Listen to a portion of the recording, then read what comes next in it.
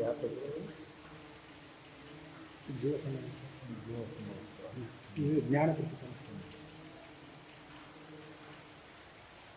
ಆವಪರಿಯ ಸುಖವ ಭಾವಿಸಿ ಬೇರೆಣಿಸದೊಡೆ ಜೀವ ಪರಮ ಯೋಗದ ನಿಜವ ಅರಿದ ಅನುಭವಿಯ ಸುಖಕ್ಕೆ ಸರಿಗಾಣಿ.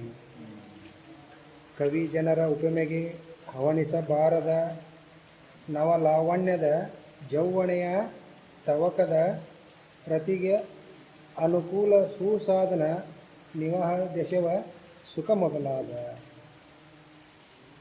ಮೇರು ಸಿಂಹಾಸನವ ಅಖಿಳ ದೇವ ಪರಿಚಾರಕರ ಅಣಿಮಾದಿಗಳೊಡನೆ ಭೂರಿ ಭುವನವ ನಾಳುವ ತನುವಿದು ಕೈ ಸಾರಿರೆ ಲೊದಗುವ ಸುಖವಿಡಿದು ಸಾಕೆಣಿಸದೆ ಸವೆಯದೆ ಬೇರೊಂದು ಬೇಕೆಣಿಸದೆ ಕಡೆಯೋ ತನ್ನ ಜೋಕೆಗುಂದದೆ ನಿರುಪಮ ಶಂಭುಲಿಂಗದೊಳಮೆ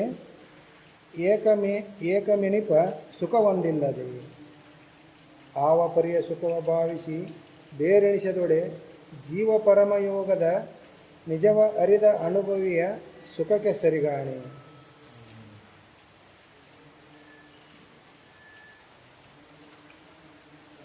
ಇವತ್ತಿನ ಕಾಲಕ್ಕೆ ಈಗ ಅತ್ಯಂತ ಪ್ರಸ್ತುತವಾದಂಥವ್ರು ಮನುಷ್ಯ ಹೇಳ್ತಾನೆ,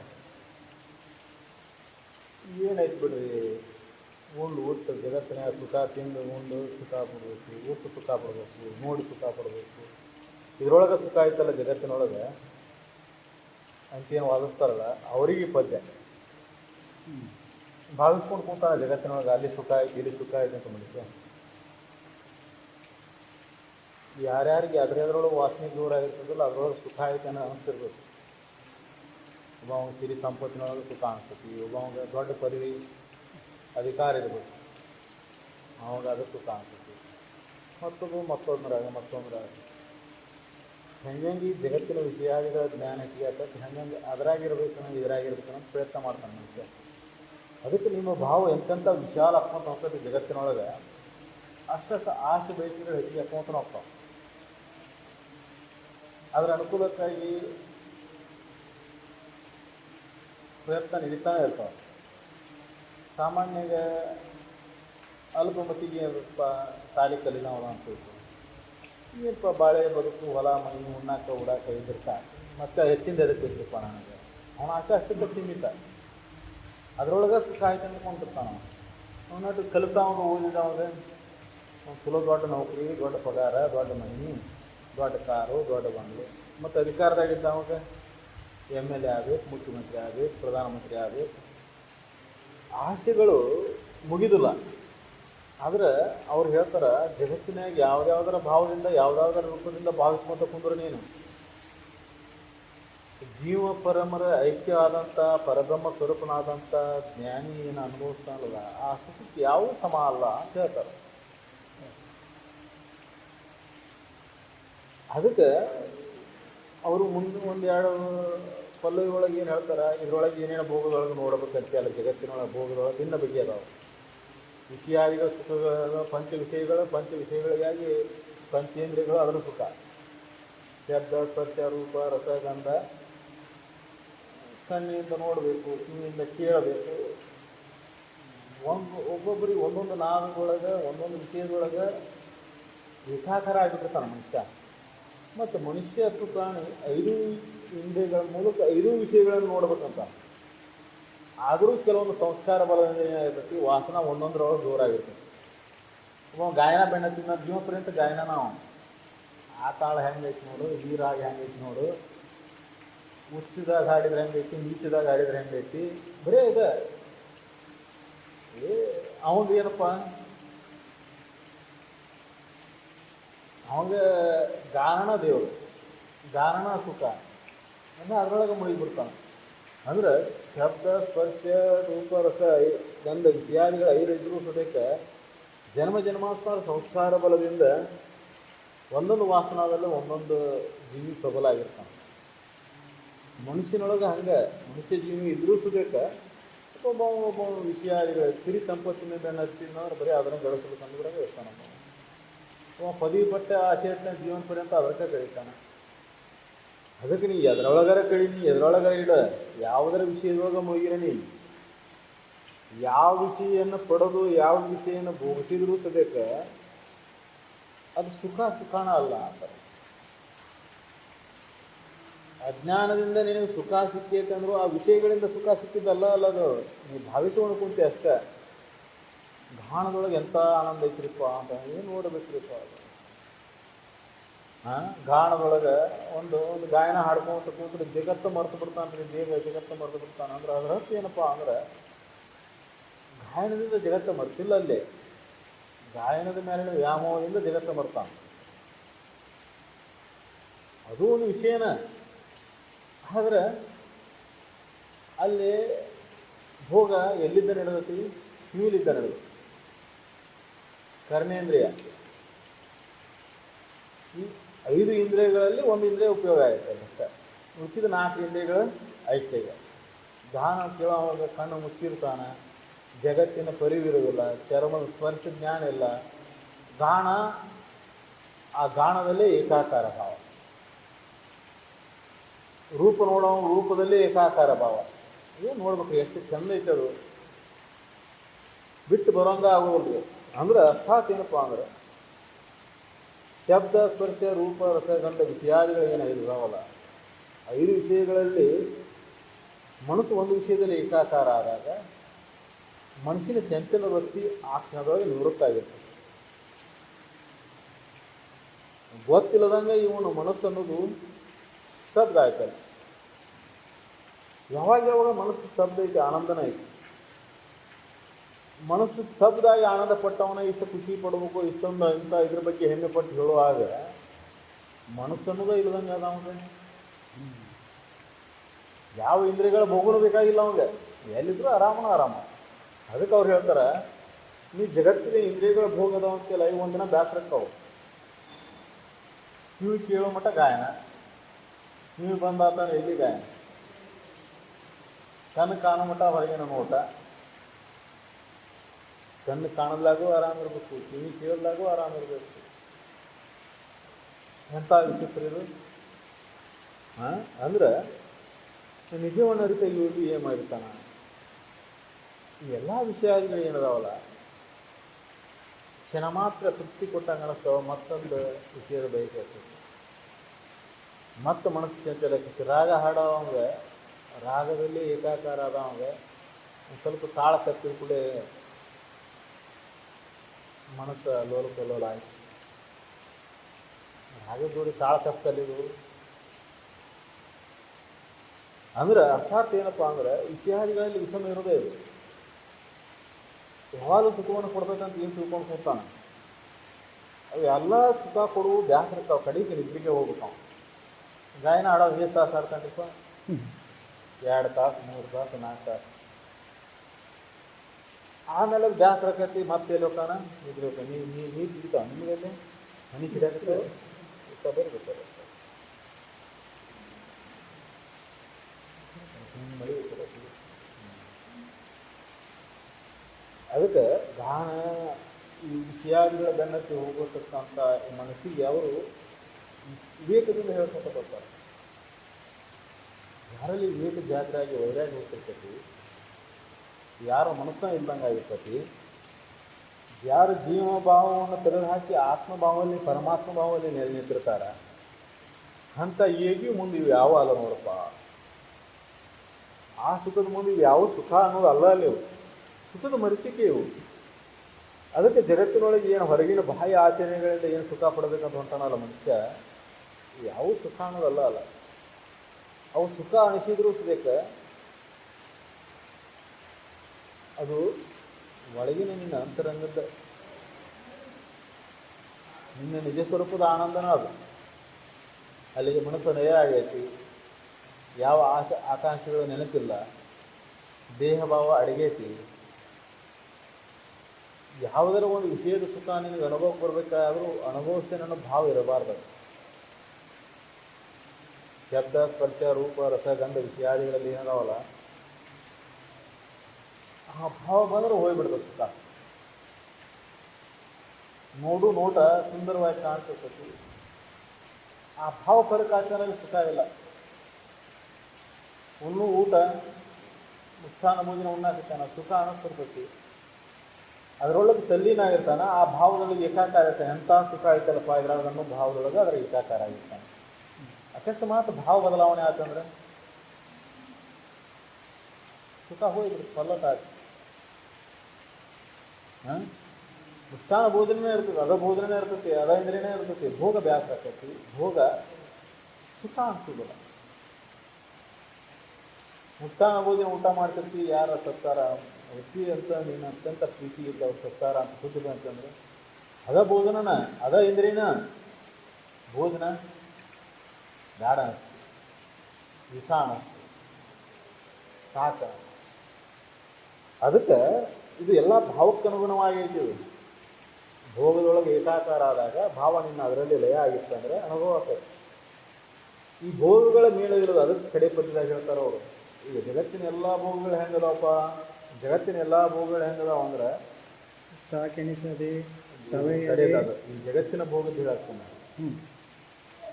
ಜಗತ್ತಿನ ಎಲ್ಲ ಭೋಗಗಳು ಹೆಂಗದಾವು, ಎಲ್ಲ ಅವಲಂಬಿಸ್ಕೊಂಡವು. ಇಂದ್ರಿಯ ಇರಬೇಕು, ವಿಷಯ ಇರಬೇಕು, ಭೋಗ ಬೇಕನ್ನೋ ಭಾವ ಇರಬೇಕು. ಇಲ್ಲ ಅಂದ್ರೆ ಸುಖದ ಅನುಭವ ಇಲ್ಲ. ಅದ ವಿಷಯನೇ ಐತಿ, ಅದ ಇಂದ್ರಿಯನೇ ಐತಿ, ಭಾವ ಇಲ್ಲ ಅಂದ್ರೆ ಸುಖ ಐತಿ. ಅದಕ್ಕೆ ಈ ಭಾವದಿಂದ ಭಾವಲ್ಲಿ ತಲ್ಲೀನಾದಾಗ ಏಕಾಕಾರ ಆದಾಗ ಸುಖದ ಅನುಭವ. ಅಲ್ಲಿ ಜೀವಾತ್ಮ ನಾಶ ಆಗಿಲ್ಲ ಪೂರ, ನಾನು ಹುಟ್ಟವ ನಾನು ಸಾಯವ ಅನ್ನೋ ಭಾವ ನಾಶ ಆಗಿಲ್ಲ. ಭಾವ ಹಂಗೈತಿ. ಆ ಭಾವದಿಂದ ಏನಾಕೈತಿ, ಅಡಿಗೆ ದುಃಖದ ಅನುಭವ ಆಕೈತಿ. ಸಿಕ್ಕಾಗ ವಿಷಯಗಳು ಸಿಕ್ಕಾಗ ಹಿರಿತಾನ, ವಿಷಯಗಳು ಸಿಗಲಿಲ್ಲ ಅಂದರೆ ಕೂಗ್ತಾನೆ. ಅನುಕೂಲ ಆದರೆ ಹಿಡಿತಾನ, ಪ್ರತಿಕೂಲ ಆದರೆ ಕೂಗ್ತಾನೆ. ಈ ಚಿಂತನೆಯಿಂದ ಮನುಷ್ಯ ಏನಕ್ಕನ ಜೀವನ ಪರ್ಯಂತ ಎದುರಾಗ್ತಿರ್ತಾನೆ. ಯಾರ್ಯಾರಿಗೆ ಯಾವ್ಯಾವ ಭಾವದಲ್ಲಿ ವಿಷಯಗಳ ಸುಖ ಹೊಂದಬೇಕನ್ನೋ ಇಚ್ಛಾ ಇರ್ತೈತಿ, ಆ ಇಚ್ಛೆಯಿಂದ ಮನುಷ್ಯ ಜೀವನ ಪರ್ಯಂತ ಪ್ರಯತ್ನ ನಡೆಸ್ತಾನೆ. ಆ ಇಚ್ಛೆ ಮುಗಿದೇ ಇಲ್ಲ. ಯಾಕಂದ್ರೆ ಸುಖದ ಬಯಕೆ ಈಡೇರೋದು, ಸುಖ ಬೇಕನ್ನೋದು ಹಂಗೆ ಉಳಿದ ಬಿಡ್ತದೆ. ಮತ್ತೆ ಜಗತ್ತಿನೊಳಗೆ ಎಲ್ಲರೂ ಉದಾಹರಣೆ ತೊಗೊಂಡು ಹೋಗ್ರಿ. ವಿಷಯಾದಿಗಳ ಬೆನ್ನತ್ತವರು ಸಾಕಷ್ಟು ಕಥೆ ಪುರಾಣಗಳಲ್ಲಿ ಸಿಗ್ತಾವೆ.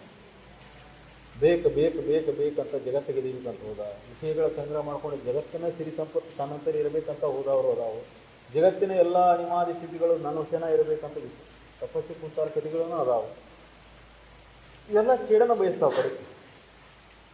ಯಾಕಂದ್ರೆ ಆ ವಿಷಯಾದಿಗಳ ಅವಲಂಬನೆಯಾಗಿ ನೀವು ಹೊಂಟಿ ಸುಖಕ್ಕಾಗಿ ವಿಷಯಾದಿಗಳು ವಿಷಮ ಅದಾವೆ. ಅದಕ್ಕೆ ಅಧ್ಯಾತ್ಮದ ಸಳಪ ಏನಪ್ಪ ಅಂದ್ರೆ ವಿಷಯಾದಿಗಳಲ್ಲಿ ಸುಖ ಬುದ್ಧಿ ಇಟ್ಕೊಂಡು ಕುಂತಾವಂಗಲ್ಲ. ಮೊದಲೇ ಮೆಟ್ಟಲ್ನ ಏನಪ್ಪ ಅಂದ್ರೆ ವಿಷಯಾದಿಗಳಲ್ಲಿ ಸುಖ ಇಲ್ಲ ಅನ್ನುವಂಥ ಸತ್ಯವನ್ನು ತಿಳ್ಕೊಂಡು ಆ ಸುಖ ಎಲ್ಲೈತಿ ಅನ್ನುವಂಥ ಹುಡುಕೋ ಪ್ರಯತ್ನ ಯಾವ ಮಾಡ್ತಾನೆ ಅವನಿಗೆ ಮುಂದಿಂದ. ಅದಕ್ಕೆ ವಿಷಯಾದಿಗಳಲ್ಲಿ ಸುಖ ಭಾವವನ್ನು ಇಟ್ಕೊಂಡು ಕುಂತು ಪ್ರಯತ್ನ ಮಾಡ್ಕೊಂತ ಕುಂತವನಿಗೆ ಈ ಜ್ಞಾನ ತಿಳಿಯೋದು. ಅದಕ್ಕೆ ಅಷ್ಟಾವಕ್ರ ಸೂತ್ರದೊಳಗೆ ಮೊದಲೇ ಕೇಳೋದು ಅದನ್ನ ಹೇಳ್ತಾರೆ. ಏನು ಹೇಳಿದರು? ಎಲ್ಲಿ ಮುಖ್ಯ ಇಚ್ಛಿಸಿ ಮುಕ್ತಿ ನಿನಗೆ ಬೇಕಾಗಿತ್ತ ಆದ್ರೆ, ಮೋಕ್ಷ ನಿನಗೆ ಬೇಕಾಗಿತ್ತ ಆದ್ರೆ, ಶಾಶ್ವತವಾದ ಸುಖ ನಿನಗೆ ಬೇಕಾಗಿತ್ತ ಆದ್ರೆ ಏನು ಮಾಡೋಣ ಒಂದ ಹೇಳ್ತಾರೆ. ವಿಷಯಾದಿ ವಿಶ್ವಸ್ತ ಎಲ್ಲ ಜಗತ್ತಿನ ವಿಷಯಾದಿಗಳು ಮುಷ್ಟಾನ ಭೋಜನ ಇರಬಹುದು, ಸಿರಿ ಸಂಪತ್ತಿರಬಹುದು, ಜಗತ್ತಿನ ಎಲ್ಲ ಪದವಿಗಳಿರಬಹುದು, ಇವೆಲ್ಲ ವಿಷ ಸಮಾನ ಅಂತ ತಿಳಿದು ಬಿಡು ನೀನು ಅಂತ ಹೇಳ್ತಾರೆ. ಇದು ಬಿಡಲ್ಲ, ವಿಷ ಸಮಾನ ಅಂತ ತಿಳಿದು ಬಿಡು ಅಂತ ಹೇಳ್ತಾರೆ. ಎಲ್ಲಿವರೆಗೆ ನಿನಗೆ ವಿಷಮ ಅಂತ ತಿಳಿದಿಲ್ಲ, ಎಲ್ಲಿವರೆಗೆ ನಿನಗೆ ವಿಷಮ ಅಂತ ತಿಳಿದಿಲ್ಲ ಅಲ್ಲಿವರೆಗೆ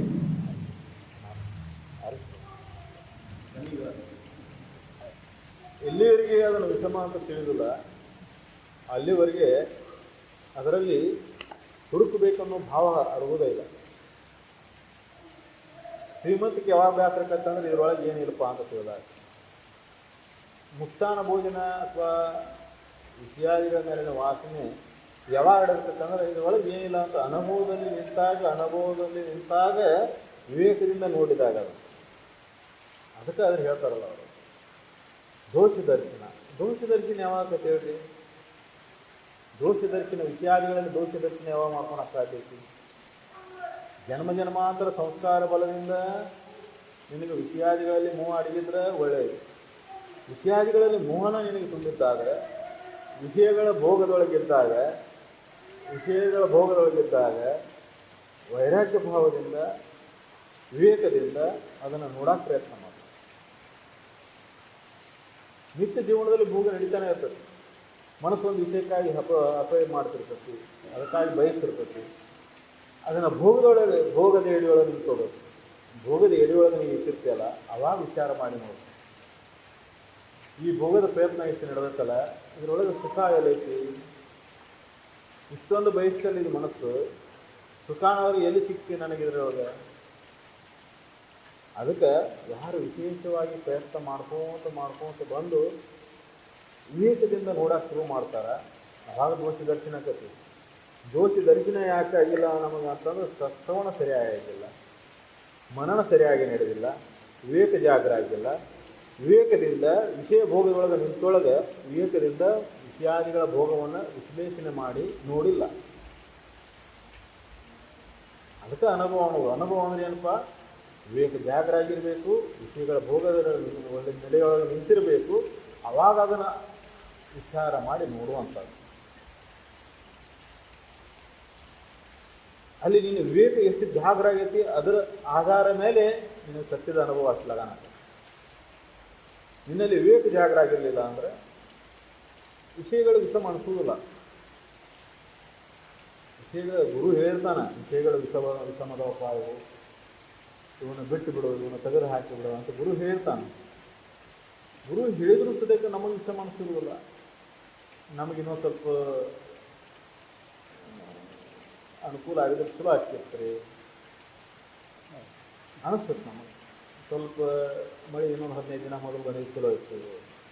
ಹೌದು, ಸ್ವಲ್ಪ ಮಗ ಮಾತು ಕೇಳೋಲ್ಲ, ಮಗ ಮಾತು ಕೇಳಂಗಿದ್ರೆ ಭಾಳ ಚಲೋ ಆಗ್ತಿತ್ತು, ಆರಾಮಿರ್ತಿತ್ತು ಸಂಸಾರ. ಸೊಸಿ ಒಬ್ಬಾಕಿ ಭಾಳ ಇದಾಗ ಮೊಮ್ಮಕ್ಕಳು ದಾರಿ ತೆಗ್ತಿರ್ತಾವ್ರಿ. ನಮ್ಮ ಮಾತು ಕೇಳಲ್ಲ, ಅವ್ರ ಅಪ್ಪನ ಮಾತು ಕೇಳೋದು. ಇವೆಲ್ಲ ಅನುಕೂಲ ಇದ್ರೂ ಸುಖ ಇಲ್ಲ, ಪ್ರತಿಕೂಲ ಇದ್ದಂತೆ ಆಟ ಆಯ್ತು. ಇವೆಲ್ಲ ಅನುಕೂಲ ಇದ್ದಾಗೂ ಸುಖ ಇಲ್ಲ. ಇವು ಅನುಕೂಲ ಪ್ರತಿಕೂಲ ಎದನ್ನು ಅವಲಂಬಿಸ್ಕೊಂಡದಾಗ ಇವೆಲ್ಲ? ಇವು ಅನುಕೂಲ ಪ್ರತಿಕೂಲ ಎದಕ್ಕೆ? ನೀನು ಆಸೆ ಅವಲಂಬಿಸ್ಕೊಂಡದಾವು. ನಿನಗೆ ಆಸೆಗೆ ಅನುಕೂಲ ಆದ್ರೆ ಅನುಕೂಲ ಅಂತೀವಿ, ಆಸೆಗೆ ಪ್ರತಿಕೂಲ ಆದ್ರೆ ಪ್ರತಿಕೂಲ ಅಂತೀವಿ. ಹೌದು, ನಿಜವಾಗಿ ನೋಡಿದ್ರೇನಿಲ್ಲ, ಅದು ಪ್ರಾರಬ್ಧ ಕರ್ಮದಿಂದ ಅದು ಹಂಗೆ ಮಾಡಾಕತ್ತೈತಿ ಜೀವ. ಇದ್ರ ಪ್ರಾರಬ್ಧ ಕರ್ಮದಿಂದ ಹಿಂಗೆ ಅನುಭವಿಸಾಕತ್ತೈತಿ ಇದು. ಆದ್ರೆ ಅನುಕೂಲ ಪ್ರತಿಕೂಲ ಎದಕ್ಕೆ ಅಂದ್ರೆ ನಿನ್ನಲ್ಲಿದ್ದಂಥ ದೋಷದಿಂದ ಹಾಕ್ತಾರೆ. ನಿನ್ನ ದೋಷವನ್ನು ಇನ್ನೊಬ್ಬರ ಮೇಲೆ ಹಾಕ್ತೀವಿ. ಎಷ್ಟು ಅನುಕೂಲ ಆದರೂ ಸುಖ ಸಿಗೋದಿಲ್ಲ. ಎಷ್ಟು ಅನುಕೂಲ ಆದರೂ ಇದ್ರೊಳಗೆ ಸುಖ ಅನ್ನೋದಿಲ್ಲ. ಆದರೂ ಈ ಸಂಸಾರ ವಿಷಮನ ಅನಿಸೋದಿಲ್ಲಲ್ಲ. ಯಾಕಂದ್ರೆ ವಿವೇಕ ಜಾಗರ ಆಗಿಲ್ಲ. ಅದಕ್ಕೆ ಆ ನಿಜವನ್ನ ಅರಿತಿ ಯೋಗಿ ಏನತ್ತಲ್ಲ, ಇದೆಲ್ಲವನ್ನೂ ತಿಳಿದಿದ್ರೆ ಮೇಲಿನ ಮೋಹವನ್ನು ಬಿಟ್ಟಿರ್ತಾನೆ. ಅದಾಗ ಕಟ್ಟ ಕಡೆ ಪದ್ಯದಾಗ ಹೇಳ್ತಾರೆ ಅವರು, ಇದು ಸಮಣ ಸಾಧಾರಣ ಸುಖ ಅಲ್ಪ. ಇದು ನಿನಗೇನು ವಿಷಯಗಳನ್ನು ತೋರ ಹೇಳ್ಕೊತಿಲ್ಲ ಅಂಥ ಸುಖ ಅಂತ ತಿಳ್ಕೊಂಡೇನು? ಜ್ಞಾನಿಗಳು, ಸತ್ಪುರುಷರು ಆ ಆನಂದದ ಭಾವದಲ್ಲಿ ಮುಗಿರ್ತಾರಲ್ಲ, ಯಾವುದರ ವಿಷಯವನ್ನು ಅವಲಂಬಿಸ್ಕೊಂಡದಾರ ಅಂತ ಹೇಳಿದೇನೋ ಅವರು? ಯಾವುದೂ ವಿಷಯ ಅವಲಂಬನೆ ಇಲ್ಲ, ದೇಹನ ಅವಲಂಬನೆ ಇಲ್ಲ ಅವರಿಗೆ. ದೇಹ ಭಾವ ಅಳೆದಿರ್ತಾರೆ, ಆತ್ಮಭಾವದಲ್ಲಿ ನೆಲೆ ನಿಂತಿರ್ತಾರೆ. ಜೀವನ ಅನ್ನೋ ಭಾವ ಅಳಗಿರ್ತೈತಿ, ಶರೀರನ ಅನ್ನೋ ಭಾವ ಅಡಗಿರ್ತೈತಿ. ಸದಾತ್ಮ ಭಾವ, ನಾನು ಆತ್ಮನವೇ ನಿಮ್ಮ ಭಾವದಲ್ಲಿ ನೆಲೆ ನಿಂತಿರ್ತಾರೆ. ಜಗದ ಹಂಗಿಲ್ಲ, ಶರೀರದ ಭಾವ ಇಲ್ಲ, ಬೇಕು ಅನ್ನೋದಿಲ್ಲ, ಸಾಕು ಅನ್ನೋದಿಲ್ಲ. ಎಷ್ಟು ವಿಚಿತ್ರ ಐತೆ ನೋಡ್ರಿ. ಬೇಕು ಅನ್ನೋದು ಬಂತವನು ಸಾಕು ಅನ್ನೋದು ಬರ್ತೈತಿ. ಬೇಕೂ ಇಲ್ಲ, ಸಾಕೂ ಇಲ್ಲ ಅವ್ರಿಗೆ. ಬಂದೆ ಬಾ, ಹೋದ್ಯಾ ಹೋಗಿ. ಹೇನಕ್ಕಿಂ ಸತಕ್ಕಿಂ ಅಂತ ಸಂಸ್ಕೃತ. ಅದರಿಂದ ಏನು? ಜಗತ್ತಿನಿಂದ ಆಗುವುದರ ಏನು ಅನ್ನೋ ಭಾವ. ಯಾರಿಗೆ ಈ ಭಾವ ಬಂದುತ್ತೆ ಅಂದ್ರೆ, ಜಗವೆಲ್ಲ ತನ್ನೊಳಗೆ, ಜಗತ್ತೆಲ್ಲ ನನ್ನೊಳಗೆ ಐತಿದೆ, ಇದರಿಂದ ಆಗೋದೇನೈತೆ ನನಗೆ? ಜಗತ್ತಿಗೆ ಆಧಾರನ ನಾನು, ನನ್ನೊಳಗೆ ತೋರಿದಂಥ ಜಗತ್ತು ಇದು ಏನು ವಿಚಾರ ಆದರೂ ನನ್ನೊಳಗೆ ಅಡಗತ್ತಲ್ಲ ಮತ್ತೆ ಇದು. ಅದಕ್ಕೆ ಜಗವೆಲ್ಲ ನಾನೇ ಜಗದೀಶನೇ ನಾನು ಅನ್ನೋ ಭಾವ ಯಾರಿಗೆ ನೆಲೆಯಾಗಿ ನಿಂತಿರ್ಬೇಕಲ್ಲ, ಅವನು ಜೀವಭಾವ ಅಳಿಗೆ ಆತ್ಮಭಾವದಲ್ಲಿ ನೆಲೆಂಥ ಪರಬ್ರಹ್ಮ ಸ್ವರೂಪ ಅವನ. ಅಂಥ ಪರಬ್ರಹ್ಮ ಸ್ವರೂಪನಿಗೆ ಆದಂಥ ಅನುಭವವನ್ನು, ಆನಂದದ ಅನುಭೂತಿಯನ್ನು ಯಾವ ಶಬ್ದಗಳಲ್ಲಿ ಹೇಳಕ್ಕೆ ಸಾಧ್ಯ ಇದ್ದದು? ಅದರಲ್ಲಿ ಅತಿ ವಿರಳ. ಎಲ್ಲೋ ಕೋಟಿಗೊಬ್ಬರು ಈ ದಾರಿ ಹಿಡಿದು ಹೋದ್ರೆ ನಿನಗೆ ಆ ಅನುಭವ ಆಗ್ತದೆ ಅಂತ ಹೇಳ್ಯಾರ ಹೊರತಾಗಿ ಆ ಅನುಭವ ಹಿಂಗೈತೆ ನೋಡು ಅಂತ ಹೇಳಿಲ್ಲ, ಹೇಳಕ್ಕೆ ಬರೋದಿಲ್ಲ. ಶಬ್ದಾತೀತ. ಹೋಳಿಗೆ ಉಂಡಾಗ ಆನಂದ ಆಯ್ತು ನಿನಗೆ. ಎಂಥ ಆನಂದ! ಹೆಂಗದು ಆನಂದ ಅಂದ್ರೆ ಹೆಂಗಂದ್ರೆ ಹೆಂಗೆ ಹೇಳ್ತೀನಿ? ಅದು ಸಿಹಿ ಇತ್ತಂತ ಹೇಳ್ತೀವಿ, ಅದು ಖಾರ ಇತ್ತಂತ ಹೇಳ್ತೀವಿ, ಉಪ್ಪು ಇತ್ತಂತ ಹೇಳ್ತೀವಿ. ಆ ಆನಂದ ಆತಿ ನನಗಂದ್ರೆ ಆನಂದ ಹೆಂಗಾಯ್ತು? ಅದು ಆನಂದ ಅಂದ್ರೆ ಏನದು ಅಂತ ತೋರಿಸ್ಕೊಡ ಅಂದ್ರೆ. ಸುಖ ಆಯ್ತು ನನಗಂದ್ರೆ ಸುಖ ಹೆಂಗೆ ಅಂದ್ರೆ ಸುಖ ಅಂದ್ರೆ ಏನದು ತೋರಿಸ್ಕೊಡ ಅಂದ್ರೆ ಅದು ಅನುಭವಿಸ್ಬೇಕಷ್ಟೇ. ಅದು ಅನುಭವಗಮ್ಯ, ಶಬ್ದದಲ್ಲಿ ಹೇಳಕ್ಕಾಗೋದಿಲ್ಲ. ಮತ್ತು ವಿಷಯಾದಿಗಳ ಭೋಗವನ್ನ ಶಬ್ದದಲ್ಲಿ ಹೇಳಕ್ಕಾಗೋದಿಲ್ಲ ಅಂದವಾಗ. ವಿಷಯ ರಹಿತವಾಗಿ ವಿಷಯಾದಿಗಳೇ ಇಲ್ಲ, ಇಂದ್ರಿಯಗಳೂ ಇಲ್ಲ, ಭೋಗಿಸಬೇಕನ್ನೋ ಭಾವ ಇಲ್ಲ, ಭೋಗಗಳ ಮೇಲಿಲ್ಲ. ಅಂಥ ಸವಿಯನ್ನು ಸವಿದಂಥ ಆ ಪರಬ್ರಹ್ಮ ಸ್ವರೂಪದಲ್ಲಿ ನಿಂತವಂಗ ಆ ಆನಂದವನ್ನು ಹೆಂಗೆ ಹೇಳಕ್ಕೆ ಸಾಧ್ಯ ಐತಿ? ಅದನ್ನು ವರ್ಣಿಸಕ್ಕೆ ಹೆಂಗೆ ಸಾಧ್ಯ ಐತಿ? ಮತ್ತು ಅದನ್ನು ಹೋಲಿಕೆ ಮಾಡಿ ಈ ವಿಷಯಗಳಲ್ಲಿ ಸಿಕ್ಕಂಥ ಆನಂದದ ಬಗ್ಗೆ ನೋಡಿ ಹೋಲಿಕೆ ಮಾಡಿ ಹೇಳಕ್ಕೆ ಸಾಧ್ಯ ಹೆಂಗೈತಿ? ಅದಕ್ಕೆ ಜಗತ್ತಿನ ಜನರ ಹುಟ್ಟುಗಳಲ್ಲಿ ನೀವು ಆ ಜೀವ ಭಾವ ಒಳದ ಪರಬ್ರಹ್ಮ ಭಾವದಲ್ಲಿ ನೆಲೆ ನಿಂತಂಥವ, ಅವ ನಿಂತಂಥ ಯೋಗಿ ಜ್ಞಾನಿ ಅನುಭವಿಸಿದಂಥ ಆನಂದದ ಸುಖವನ್ನು ಜಗದ ವಿಷಯಾದಿಗಳಲ್ಲಿ ಭೋಗದ ಸುಖಗಳಿಗೆ ಹೋಲಿಸಿ ಹೆಂಗೆ ಹೇಳಕ್ಕೆ ಸಾಧ್ಯ ಐತಿ? ಅದಕ್ಕೆ ಜಗತ್ತಿನ ವಿಷಯಾದಿಗಳನ್ನು ಸುಖ ಐತಿ ಅಂತ ತಿಳಿದವ ಬಾಳನ ಕಪ್ಪೆ ಆಗಿರ್ತಾನೆ. ಬಾಳನ ಕಪ್ಪಿ ಬಾಳ ಬಿಟ್ಟು ಹೊರಗೆ ಬಂದಿಲ್ಲ. ಅದು ಜಗತ್ತಿನ ಜ್ಞಾನ ಏನು ಗೊತ್ತೈತಿ ಗೊತ್ತಿಲ್ಲ. ಅದಕ್ಕೆ ತನ್ನ ಭಾವದಾಗ ಹೇಳೋದು ಹೌದಪ್ಪ, ದೊಡ್ಡ ಕೋಟ್ಯಾಧೀಶ ಇದ್ದವ ಸುಖ ಇರ್ತಾನೆ ಬಿಡ್ರಿ, ನಿಮ್ಗೆ ಇರಾಕಿಲ್ಲ ಅಂತ ತಿಳ್ಕೊಂತಾನೆ. ಭಾಳಷ್ಟು ಕೋಟಿಗಟ್ಟೆ ಆಗ್ತಿದ್ರು ಅವನಿಗೆ ಇರ್ತಾರೆ. ಉಣ್ಣಾಕಿರ್ತೈತಿ, ಚೂಡಾಕಿರ್ತೈತಿ, ಕೈಗೊಂದು ಕಾರಿಗೊಂದು ಆಳ, ಮುಷ್ಟಾನ ಭೋಜನ ಮಾಡಿಕೊಡಕ್ಕೆ ಆಳ, ತಂದು ನೀಡಕ್ಕೆ ಆಳ, ಹೆಚ್ಚು ಕಡಿಮೆ ಉಣ್ಸಕ್ಕೂ ಆಳ.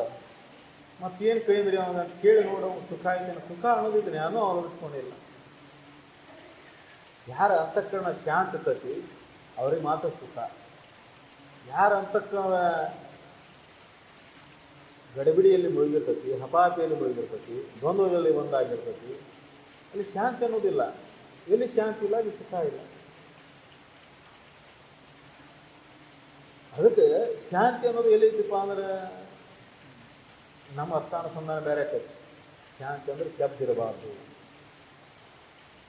ಗದ್ದು ಇರಬಾರ್ದು.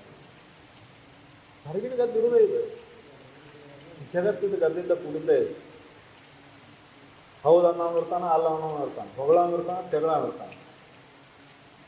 ಜಗತ್ತು ಹಿಂಗೆ ಇದು. ಜಗತ್ತನ್ನು ಮೆಚ್ಚಿಸಿ ನೀನು ಶಾಂತ ಆಗ್ಬೇಕಂದ್ರೆ ಸಾಧ್ಯ. ಜಗತ್ತು ಮೆಚ್ಕೊಳ್ಳಿ ಆದರೆ ನಾನು ಖುಷಿ ಆಗ್ತೀನಿ, ಜಗತ್ತು ಮೆಚ್ಕೊಂಡ್ರೆ ಸಾಕು ನನಗೆ. ಜಗತ್ತಿಂದು ಮೆಚ್ಚಕ್ಕೆ ಸಾಧ್ಯನೇ ಇಲ್ಲ. ದ್ವಂದ್ವ ಇದು. ಇದು ಅನುಕೂಲ ಪ್ರತಿಕೂಲ ಅವಲಂಬಿಸ್ಕೊಂಡಿರ್ತೈತಿ. ಯಾವ್ಯಾವ ಅನುಕೂಲ ಆಕತ್ತೆ ಅವ ಹೌದು ಅಂತಾನ, ಯಾವ ಪ್ರತಿಕೂಲ ಆಕತ್ತೆ ಅಲ್ಲ ಅನ್ನೋಂತಾನ. ನೀನು ಇದಕ್ಕೆ ತಲೆ ಕೆಡಿಸ್ಕೋಬೇಡ. ಯಾವ್ದು ಸತ್ಯ ಐತಿ ಅದನ್ನು ಅವಲಂಬಿಸ್ಕೋ, ಅಸತ್ಯವನ್ನು ಬಿಟ್ಟು ಬಿಡು. ಈ ಜಗತ್ತು ಹೌದಂದ್ರೆ ಏನು, ಅಲ್ಲ ಅಂದ್ರೆ ಏನಾಗೋದೈತಿ ನಿನಗೆ? ಜಗದ ಒಡವೆ ನಿನಗೆ. ಜಗತ್ತು ತನಗೆ ಹೆಂಗೆ ಅನುಕೂಲ ಬರ್ತದೆ ಹೆಂಗೆ ದಾಡ್ತೈತಿ. ಅದಕ್ಕೆ ಈ ಅನುಕೂಲ ಪ್ರತಿಕೂಲಕ್ಕೆ ಬೆನ್ನತ್ತಿದಂಥ ಜಗತ್ತಿನ ಬೆನ್ನತ್ಕೊಂಡು ಹೋಗೋಣ. ಜಗತ್ತು ವಿಷಮ ಐತಿ. ಶಬ್ದ ನಿಂದ್ರಲಿ ಆಮೇಲೆ ಶಾಂತಕ್ಕೆ ಅಂದ್ರೆ ಶಬ್ದ ನೀನು ಕೇಳಿಸ್ಕೊಳಕತ್ತಿ ಅಂತ ಕೇಳಾಕತ್ತದು, ರೂಪ ನೀನು ನೋಡಾಕತ್ತಿ ಅಂತ ಕಾಣಾಕತ್ತದ. ಕಣ್ಣು ನೋಡೋದಲ್ಲ, ನೀನು ನೋಡೋ ಬೇರೆ ಇದೆ. ಕಿವಿ ಕೇಳೋದಲ್ಲ, ಕೇಳಿಸ್ಕೊಳೋ ಬೇರೆ ಅದ. ಈ ಅರ್ಥ ತಿಳಿದಾಗ ಶಬ್ದ, ಸ್ಪರ್ಶ, ರೂಪ, ರಸ, ಗಂಧ ವಿಷಯಾದಿಗಳ ನಿನ್ನ ಸುತ್ತಮುತ್ತಲು ಇದ್ರೂ ನೋಡೋ ಅವನ ಸ್ತಬ್ಧ ಆಗಿರ್ತಾನೆ. ನೋಡ್ಬೇಕನ್ನೋ ಭಾವಿಲ್ಲ ಅವನು. ಮುಂದೆ ಹಾಕೋದು ಗೊತ್ತಿಲ್ಲ ಅವನು. ಸಂತಿ ಒಳಗೆ ಕುಂತರು ನಿದ್ದಿನ ಚಿಂತಿಲ್ಲ ಅವ್ನು ಸಂತ್ಯಾಗ ನಿದ್ದೆ ಅಂತಾರೆ. ವಿಷಯಾದಿಗಳ ಸಂತಿಯನ್ನು ಒಳಗೆ ತುಂಬಿಕೊಂಡೇವು ನಾವು. ವಿಷಯಾದಿಗಳ ಸಂತಿಯನ್ನು ಒಳಗೆ ತುಂಬಿಕೊಂಡೆವು. ಅದು ಶಬ್ದ ಮಾಡ್ತತಿ, ಅದು ರೂಪದ ಬೆನಸ್ತತಿ, ರಸದ ಬೆನಸ್ತತಿ, ಗಂಧದ ಬೆನಸ್ತತಿ. ಇಂದ್ರಿಯಗಳು ಏನು ಮಾಡಿಲ್ಲ ಅವು. ಇಂದ್ರಿಯಗಳು ಏನು ನೋಡ್ಬೇಕಂದ ನೋಡಿಸ್ತಾವೆ, ಕೇಳಬೇಕಂದ ಕೇಳಿಸ್ತಾವೆ. ಅದು ನೋಡಬೇಕು ಕೇಳಬೇಕನ್ನೋ ಭಾವನೆಯ ಒಳಗೈತೆ. ನೋಡಬೇಕು ಕೇಳಬೇಕನ್ನೋ ಭಾವ, ಆ ಭಾವ ಅಡಿಗೆ ಬಿಟ್ರೆ, ಆ ಭಾವ ಅಡಿಗೆ ಯಾರು ಈ ಜೀವಾತ್ಮನ ಅನ್ನೋ ಭಾವ ಅಡಿಗೆ ನಾನು ಇದನ್ನೆಲ್ಲ ನೋಡ್ತಕ್ಕಂಥ ಪರಬ್ರಹ್ಮ ನಾನನ್ನ ಭಾವದಲ್ಲಿ ನೆಲೆ ನಿಂತಿರ್ತಾರೆ. ಅಂಥ ಪರಬ್ರಹ್ಮಿಗೆ, ಪರಬ್ರಹ್ಮ ಸ್ವರೂಪಕ್ಕೆ ದುಃಖ ಅನ್ನೋದೇ ಇಲ್ಲ ನೋಡಪ್ಪ ಅಲ್ಲಿ. ಅದಕ್ಕೆ ಅವ್ರ ಕಡೆ ಪದಿದಾಗ ಹೇಳಿದ್ರು, ಇದು ಆನಂದ ಎಂಥ ಆನಂದ ಐತಪ್ಪ ಅಂದ್ರೆ ಸಾಕು ಅನಿಸದ, ಸವಿಯದ. ಎಷ್ಟು ಚಂದ ಹೇಳ್ಯಾರ ನೋಡ್ರಿ. ಜಗತ್ತಿನ ಎಲ್ಲ ವಿಷಯಗಳು ಸಾಕು ಅನಿಸ್ತಾವು, ವಿಷಯಗಳೆಲ್ಲ ಸಮದ ಹೋಗ್ತಾವು, ಇಂದ್ರಿಯಗಳು ಶೀತಲಕ್ತಾವು. ಹೌದಲ್ರಿ? ಭೋಗ ಎಷ್ಟು ದಿನ ಮಾಡಿಲ್ಲ. ಸರಿ ಹುಟ್ಟಿದ ಅನಿಸುತ್ತೆ, ಉಣ್ಣುಗ ನೆಡಬೇಕು, ಉಡುಗ ನೆಡಬೇಕು, ಉಡುಗ ನೆಡಬೇಕು, ನೋಡುಗ ನೆಡಬೇಕು. ಈ ಇಂದ್ರಿಯ ಭೋಗಗಳು ಸತತ ನಡೆದ ಬಿಡ್ತಾವೆ. ನಡೆದ್ರೂ ಸುದ್ದಕ್ಕೆ ಸಮಾಧಾನ ಅನ್ನೋದು ಇದುವರೆಗೆ ಇಲ್ಲ, ಸಾಕು ಅನ್ನೋದು ಇದುವರೆಗೆ ಬಂದಿಲ್ಲ, ಸುಖ ಅನ್ನೋದು ಇದುವರೆಗೆ ಸಿಕ್ಕಿಲ್ಲ. ಎಲ್ಲಿವರೆಗೆ ಸುಖದ ಭಾವ ನಮ್ಮಲ್ಲಿ ಇತ್ಯಾದಿಗಳನ್ನ ಅಡಗಿರ್ತತಿ ಅಲ್ಲಿವರೆಗೆ ದುಃಖ ತಪ್ಪೋಗಲ್ಲ. ಅದಕ್ಕೆ ಅವರು ಹೇಳ್ತಕ್ಕಂಥ ಸುಖ ಕನಸದ, ಸವಿಯದ, ಬೇರೆಂದು ಬೇಕೆನಸದ, ತಡೆಗಳು ದ್ವೇಷ ಕುಂಟದು. ಅಂದ್ರೆ ಸಾಕು ಅನಿಸಿರಬಾರ್ದು, ಅದನ್ನು ಭೋಗ ಮಾಡಿದಂಗೆ ಕಡಿಮೆ ಆಗಿರಬಾರ್ದು. ನಾವು ವಿಷಯವನ್ನು ಭೋಗಕ್ಕೆ ನಿಂತೀವಿ ಅಂದ್ರೆ, ಉಣ್ಣಾಕ ನಿಂತೀವಿ ಅಂದ್ರೆ, ಒಂದನೇ ತುತ್ತು ಸುಖ ಅನಿಸ್ತತಿ, ಎರಡನೇ ತುತ್ತು ಮತ್ತೆ ಕಡಿಮೆ ಅನಿಸ್ತಿ, ಮೂರನೇ ತುತ್ತಿಗೆ ಸಾಕು ಅನಿಸ್ತಿ, ನಾಲ್ಕನೇ ತುತ್ತಿಗೆ ಇದನ್ನ ಯಾಕಾರ ಇಟ್ಟಾರಪ್ಪ ಅನಿಸ್ತಿ. ಹೌದಲ್ಲ? ಅದಕ್ಕೆ ಈ ಇತ್ಯಾದಿಗಳ ಸಂಗನ ಎಷ್ಟೈತಿದು. ಆದರೆ ಇದನ್ನು ತಿಳಿದು ಮತ್ತೆ ಭೋಗಕ್ಕೆ ಯಾಕೆ ಹಾಕಿರ್ತೈತೆ ಮನಸ್ಸಂದ್ರೆ ವಿವೇಕ ಜಾಗರ ಆಗಿಲ್ಲ. ಅದಕ್ಕೆ ವಿವೇಕ ಜಾಗರ ಆಗೋದು ಬಹಳ ಕಠಿಣ. ಅದಕ್ಕೆ ವಿವೇಕ ಜಾಗರ ಆಗುವವರಿಗೆ ಸತತ ಪ್ರಯತ್ನದಿಂದ ನಾವು ಸತ್ಶ್ರವಣವನ್ನು ಮಾಡಲೇಬೇಕು. ಸತ್ಶ್ರವಣ ಲೋಕೋತ್ತರ ಸಾಧನೆ ಯಾಕಂದ್ರೆ ಅದು ವಿವೇಕವನ್ನು ಜಾಗರ ಮಾಡ್ತದೆ. ಶ್ರವಣದಿಂದ ಏನಾಗ್ತೈತೆ ಅಂದ್ರೆ ಬೇರೆ ಏನಾಗೋದಿಲ್ಲ, ವಿವೇಕ ಜಾಗರ ಆಗ್ತೈತಿ ನಿಮ್ಮೊಳಗೆ. ಯಾವುದು ಸತ್ಯ ಯಾವುದು ಅಸತ್ಯ ಅನ್ನುವಂಥ ತಿಳಿಯುವಂಥ ಚಿಂತನೆ ನಿಮ್ಮೊಳಗೆ ಮೂಡಿ. ಆ ಚಿಂತನೆಗೆ ವಿವೇಕ ಅಂದ್ರೆ. ವಿವೇಕ ಅಂದ್ರೆ ಮತ್ತೊಂದೇನಿಲ್ಲ, ಎರಡು ಕೊಂಬರ್ತಾವಂತಲ್ಲ, ಮತ್ತೊಂದು ಮೂರನೇ ಕಣ್ಣು ತೆಗಿತೈತಂತಲ್ಲ. ಹಂಗೆ ರೂಪದಿಂದ ತೋರ್ಸ್ಯಾರದಲ್ಲ, ಶಿವನಿಗೆ ಮೂರನೇ ಕಣ್ಣು ತೆಗಿತು ಮುಕ್ಕಣ್ಣ ಅಂತ. ಅರ್ಥಾತ್ ಏನಪ್ಪ ಅಂದ್ರೆ ಈ ಎರಡು ಇಂದ್ರಿಯಗಳದಲ್ಲ, ಇವು ಸತ್ಯವನ್ನು ತೋರಿಸೋದಿಲ್ಲ. ಇವು ಒಳಗೆ ಹೆಂಗೆ ನಿಂದಾಗಿರ್ತದೆ ಹಂಗೆ ತೋರಿಸ್ತಾವೆ. ಒಳಗೆ ಯಾವ ಆಸೆ ಬೇಕಿರ್ತದೆ ಹಂಗೆ ತೋರಿಸ್ತಾವೆ. ಹೆಂಗಪ್ಪ ಉದಾಹರಣೆ ಅಂದ್ರೆ, ಅವ್ನು ನನಗೆ ಅನುಕೂಲ ಆಗ್ತಿತ್ತಂದ್ರೆ ಅವ್ನು ಬಂದಂದ್ರೆ ಅವ್ನು ಹುಡುಕುಳೆ ಹಿಡಿತಾನೆ. ಅವನೇನು ಗಂಟು ಕೊಟ್ಟಿರ್ಬೇಕು, ಏನಾರು ಅನುಕೂಲ ಮಾಡಿರ್ಬೇಕು, ಅವ ಬಂದ ಕೂಡಲೇ ಹಿಡಿತಾನೆ. ಅವ ಪ್ರತಿಕೂಲ ಇದ್ರೆ ಕೂಗುತ್ತಾನೆ. ನೋಡು ಕಣ್ಣು ಅವ ಭಾವ ಬದಲಾಗ್ತಲ್ಲ. ಭಾವ ಯಾಕೆ ಬದಲಾವಣೆ ಆಯ್ತು? ಒಳಗೆ ಬೇರೆ ಐತೆ ಆಸೆ, ಒಳಗೆ ಬಯಕೆ ಬೇರೆ ಐತಿ. ಬಯಕೆ ಬೇರೆ ಇದ್ದಾಗ ಬೇರೆ ಬೇರೆ ತೋರಿಸ್ಕೊಂತ ಹೋಗ್ತದೆ. ಅದಕ್ಕೆ ಜಗತ್ತೇನೈತಿ ಭಾವಕರಿಗೆ ಅನುಗುಣವಾಗಿ ಬೇರೆ ಬೇರೆ ಭಿನ್ನ ಭಿನ್ನ ಅನಿಸ್ತದೆ ಬರ್ತಾ ಇದ್ದೀವಿ. ಅದು ಜಗತ್ತಿರೋದು ಒಂದೈತಿ. ಆ ಸಚ್ಚಿದಾನ ಸ್ವರೂಪನ ಐತೆ ಅದು. ಇವು ವಿಷಯಾದಿಗಳಲ್ಲಿ ಸುತ್ತಾಡ್ಕೊಂಡು ಕೂತಾನ, ಇದಕ್ಕೆ ಅನುಕೂಲ ಪ್ರತಿಕೂಲ ಅನಿಸ್ತಾವು, ಹೀಗುತ್ತಾನ ಕೂಗುತ್ತಾನ. ಜಗತ್ತೇನು ಮಾಡಿಲ್ಲ ಅದು. ಅದಕ್ಕೆ ಜಗವೆಲ್ಲ ಪರಬ್ರಹ್ಮ ಸ್ವರೂಪನ ತಿಳಿಯೋದು. ಅದಕ್ಕೆ ಅದರೊಳಗೆ ಏನಿಲ್ಲ, ಇರುವುದೆಲ್ಲ ಅಂತಃಕರಣದೊಳಗೈತಿ ದೋಷ. ಅದಕ್ಕೆ ಸಾಕನಿಸದ ಸವಿಯದ ಕಡೆಯ ಜೋಕುಂದ್ರದಿಂದ ಅನುಭವ ನಿನಗೆ ಆಗ್ಬೇಕಾಯ್ತಂದ್ರೆ ಆ ವಿವೇಕ ಜಾಗರ ಆಗಬೇಕು. ಆ ವಿವೇಕ ಜಾಗರ ಆಗ್ಬೇಕಂದ್ರೆ ವಿಚಾರ ಸತ್ಚಿಂತನೆಯನ್ನು ಸತತ ಮಾಡ್ಕೋತ ಹೋದಾಗ ವಿವೇಕ ಜಾಗರ ಆಗ್ತೈತಿ.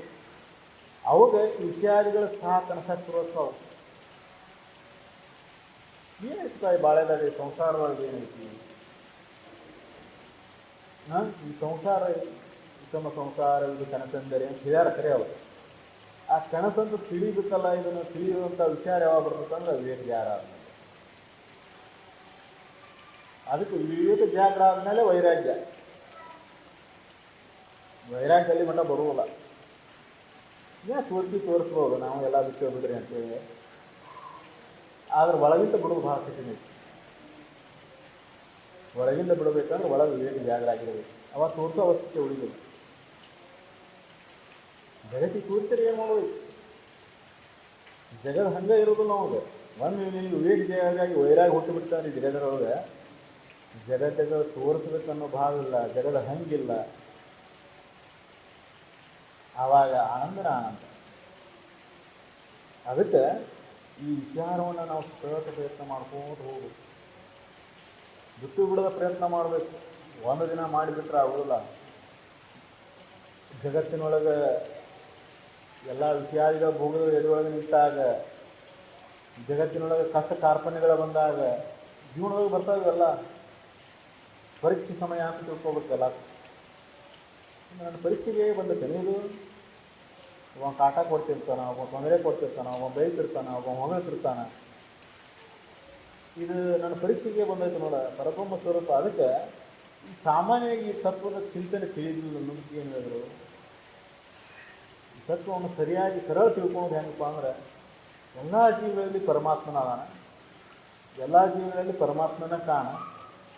ಯಾವರ ಏನಾರ ಮಾಡ್ಯಾನಂದ್ರೆ ಪರಮಾತ್ಮನ ಮಾಡಾಕತ್ತಾನ ತಿಳ್ಕೊಂಡಿವಿ. ನೀನು ಒಳ್ಳೇದು ಮಾಡ್ಯಾನಂದ್ರು ಪರಮಾತ್ಮನ ಮಾಡ್ಯಾನ ತಿಳ್ಕೊ, ಕೆಟ್ಟದ್ದು ಮಾಡ್ಯಾನಂದ್ರೆ ಅವನ ಮಾಡ್ಯಾನ ತಿಳ್ಕೊ. ಇನ್ನೊಬ್ಬನ ದ್ವೇಷಕ್ಕೆ ಹೋಗ್ಬೇಡ. ಅವನ ರೂಪದ ಪರಮಾತ್ಮನ ಅವನ ರೂಪದಾಗ ಬಂದು ಮಾಡಾಕತ್ತಾನ ಅಂತ ತಿಳ್ಕೊಂಡ್ಬಿಟ್ಟೆ ಅಂದರೆ ಅಲ್ಲಿ ರಾಗ ದ್ವೇಷಾದಿಗಳು ಹೋಗ್ಬಿಡ್ತಾರೆ. ಈ ತತ್ವವನ್ನು ಯಾಕೆ ಅನುಸರಿಸೋದು ಅಂದರೆ, ಈ ತತ್ವದಿಂದ ಅಗಾಧವಾದ ಲಾಭ ಐತಿ. ಯಾರು ಈ ತತ್ವವನ್ನು ಅಳವಡಿಸ್ಕೊಂತಾರ ಅವ್ರಿಗೆ ಅಗಾಧವಾದ ಲಾಭ ಐತಿ. ಎಲ್ಲ ಜೀವನದಲ್ಲಿ ಪರಮಾತ್ಮನದಾನ, ಪರಮಾತ್ಮನ ಆಡ್ತಾಕತ್ತಾನ, ಅವನ ಪರೀಕ್ಷೆ ಮಾಡಾಕತ್ತಾನ ಅಂತ ಈ ತತ್ವವನ್ನು ನಾವು ಅನುಸರಿಸ್ಕೊಂಡ್ವಿ ಅಂದರೆ ನಮ್ಮಲ್ಲಿ ರಾಗ ದ್ವೇಷಾದಿಗಳು ಉದಯ ಆಗೋದು. ನಾನು ದೊಡ್ಡವನು ಅಹಂಕಾರ ಉದಯ ಆಗುವುದಿಲ್ಲ. ಈ ತತ್ವವನ್ನು ನಾವು ಪಾಲನೆ ಮಾಡಿದಾದರೆ ಜಗತ್ತಿನೊಳಗೆ ರಾಗ ದ್ವೇಷಾದಿಗಳ ಕೊಯ್ಕೊಂಡು ಬಿಡ್ತಾರೆ. ಅಂತರಂಗದೊಳಗೆ ರಾಗ ದ್ವೇಷಾದಿಗಳು ಹೋದುವು ಅಂದರೆ ಅಂತರಂಗದೊಳಗೆ ಕಾಮ ಕ್ರೋಧಾದಿಗಳಿಗೆ ಅವಕಾಶ ಬರುವುದಿಲ್ಲ. ರಾಗದಿಂದನೇ ಕಾಮ ಕ್ರೋಧಾದಿಗಳು ಹುಟ್ಕೊಂತಾವು, ರಾಗದಿಂದನೇ ದ್ವೇಷ ಹುಟ್ಕೊಂತದ್ದು. ಅದಕ್ಕೆ ಈ ರಾಗ ದ್ವೇಷಾದಿಗಳ ಕೊಯ್ಕೊಂಡು ಅಂದರೆ ಉಳಿಸಿದೆಲ್ಲ ತಾನೇ ತಾನ ಹೋಗಿಬಿಡ್ತಾವೆ. ಅವಾಗ ಅಂತಃಕರಣ ಸ್ವಚ್ಛ ಆಯಿತು. ಅಂತಃಕರಣ ಸ್ವಚ್ಛ ಮಾಡೋದು ಎಷ್ಟು ಕಠಿಣ ಐತಿ ಅಷ್ಟೇ ಸರಳ ಐತಿ. ಯಾರು ಮುಗ್ಧತೆ ಭಾವದಿಂದ ಸಂಪೂರ್ಣವಾಗಿ ಶರಣಾಗ್ತಾರ ಅವ್ರಿಗೆ ಸಾಧ್ಯ ಐತಿ. ಭಾಳ ಬುದ್ಧಿವಂತಿಗೆ ಸಾಧ್ಯ ಇಲ್ಲ. ಚತುರ್ಮತಿಗೆ ಭಾಳ ಕಠಿಣ ಆಕತಿ. ಚತುರ್ಮತಿ ಏನು ಮಾಡ್ತಾನ, ಎಲ್ಲವನ್ನೂ ಈ ಲೌಕಿಕ ದೃಷ್ಟಿಯಿಂದ ನೋಡ್ಕೊಂಡು ಹೋಗ್ತಾನೆ. ನಾನು ತಿಳಿದೇನಿ, ನಾನು ದೊಡ್ಡವ, ನಾನು ಶ್ರೀಮಂತ, ನಾನು ಹಂತವ, ನಾನು ವಿದ್ಯಾವಂತ, ಈ ಭಾವದಿಂದ ನೋಡಿದಾಗ ಈ ಸತ್ಯದ ಅನುಭವವಿಲ್ಲ. ಸಂಪೂರ್ಣ ಶರಣಾಗತ ಭಾವದಿಂದ ಯಾರು ಮಾಡ್ತಾರೆ ಅವ್ರಿಗೆ ಈ ತತ್ವ ಬೇಗ ತಿಳಿತದೆ, ಇದರ ಅನುಭವನ ಆಗ್ತದೆ. ಈ ತತ್ವವನ್ನು ಪಾಲನೆ ಮಾಡಿ ನೋಡ್ರಿ. ರಾಗದ್ವೇಷಾದಿಗಳನ್ನು ಕೊಳೆ ಮಾಡ್ಕೊಳಕ್ಕೆ ಭಾಳ ಸರಳ ಮಾರ್ಗ ಇದೆ. ಅಹಂಕಾರ ಮಮಕಾರಗಳನ್ನು ಕಳ್ಕೊಳಕ್ಕೂ ಭಾಳ ಅತಿ ಸರಳ ಮಾರ್ಗ. ಅದಕ್ಕೆ ಇದು ಹೇಳೋದು ಭಾಳ ಸರಳ ಐತಿ.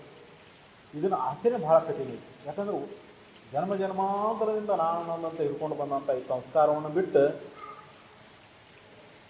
ಎಲ್ಲ ನಾನ ಅಂತಾನೆ, ಎಲ್ಲ ನಂದ ಅಂತಾನೆ, ಎಲ್ಲ ನಿಂದಪ್ಪ ನೀನೇ ಎಲ್ಲ ಕೊಟ್ಟವನು, ಎಲ್ಲವನ್ನ ಇಡ್ತವನು, ನೀನು ಎಲ್ಲರಲ್ಲಿ ನೀನು ಅಲ್ಲಿ ಅನ್ನೋ ಭಾವ ಬರಬೇಕಂದ್ರೆ ಭಾಳ ಕಠಿಣ ಆಗ್ತದೆ. ಈ ಭಾವದಲ್ಲಿ ಬದಲಾವಣೆ ಆಯ್ತು ಅಂದರೆ ಜೀವನ ಬದಲಾವಣೆ ಆಗಿದೆ. ಆ ಮನುಷ್ಯ ಜನ್ಮ ಶ್ರೇಷ್ಠ ಆಗೇ ತೀರ್ತದೆ. ಕನಿಷ್ಠತ್ವ ಅನ್ನೋದಕ್ಕೆ ಅಲ್ಲಿ ಅದಕ್ಕೆ ಅರ್ಥನ ಉಳಿದಿಲ್ಲ, ಹಂಗಾಗಿಬಿಡ್ತಾನೆ.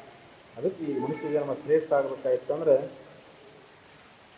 ಈ ಅನುಭವದ ಮಾತು ಏನು ಹೇಳ್ಯಾರ ಅವರು, ಸಾಕನಸದ ಸವಿಯದ ಕಡೆಗಳು ಲೋಕೆ ಬಂದೊಳಗೆ ಆ ಅನುಭವ ನಿನಗೆ ಆಗ್ಬೇಕಾಯ್ತು ಅಂದ್ರೆ ಈಗೇನು ಅನುಭವ ಮಾಡೋಕ್ಕಲ್ಲ ಇವೆಲ್ಲ ಅದಾವಣಾದ್ರೆ ನೋಡ್ಕೋ, ಇವೆಲ್ಲ ಸಾಕು ಅನ್ನಿಸ್ತಾವೆ, ಸವಿತಾವು.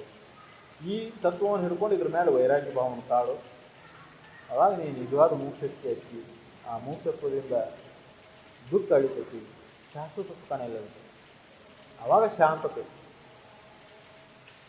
ಜಗತ್ತಿನ ಎಲ್ಲ ಶಬ್ದಗಳು ಅಡಿಗೆ ನಿರಮ ಮೌನ ಯಾವಾಗ ಆಗಿರ್ತೀವಿ, ಗಾಢ ನಿದ್ರೆಯೊಳಗೆ ನೋಡಿರಿ.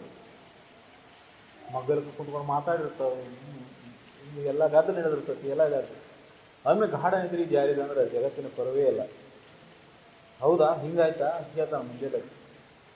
ಏನು ಜಗಳ ಮರ ಓಣ್ಯಾಗ ನಿಂದ್ರೆ ಆಗ್ತದೆ. ನಮ್ಮ ಫೋನಿಂದ ಬಿಡೋ ಗೊತ್ತೇ ಇಲ್ಲ. ಏನು ಮರ ಇಡೀ ಊರಾಗ ಕುಡಿತು, ಅವು ಹಾರುವಂಗ ಸಬ್ಳ ಬಡದಾಟ ಏನದು ಗೊತ್ತೇ ಇಲ್ಲ. ಅಂದ್ರೆ ಅರ್ಥಾತ್ ಏನಪ್ಪ ಅಂದ್ರೆ ಈ ಜಗತ್ತಿನ ಶಬ್ದ ಸ್ಪರ್ಶ ರೂಪ ರಸ ಗಂಧ ವಿಷಯಾದಿಗಳು ನಿನ್ನೊಳಗೆ ನೀವು ಮುಳುಗಿದೆ ಅಂದ್ರೆ ಯಾವೂ ಇಲ್ಲ, ಎಲ್ಲ ಮಹಾಮೌನ. ನೀವು ಇದ್ರೊಳಗೆ ಮುಳುಗಿದೆ ಅಂತ ಇವು ಗದ್ದಾಡ್ತಾವೆ. ಅದಕ್ಕೆ ಈ ಅಂತಃಕರಣವನ್ನು ಮನಸ್ಸನ್ನು ಅಲ್ಲಿ ಇಲ್ಲಿ ಹರಿದಾಡ್ತಕ್ಕಂಥ ಮನಸ್ಸನ್ನು ನಿಜ ಸ್ವರೂಪದಲ್ಲಿ ಐಕ್ಯ ಮಾಡ್ಕೊ, ಆ ಪರಬ್ರಹ್ಮಣಲ್ಲೇ ಐಕ್ಯ ಮಾಡು. ಅದ ನಿಜವಾದ ಮುಕ್ತಿ.